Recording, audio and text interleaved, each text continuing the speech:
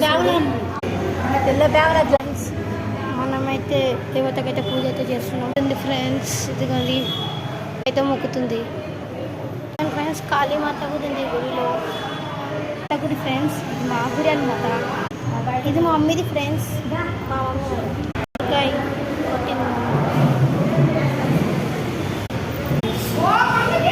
బియ్యం అయితే కలుపుతున్నారు ఫ్రెండ్స్.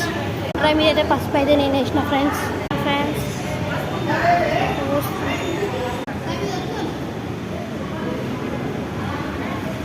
సార్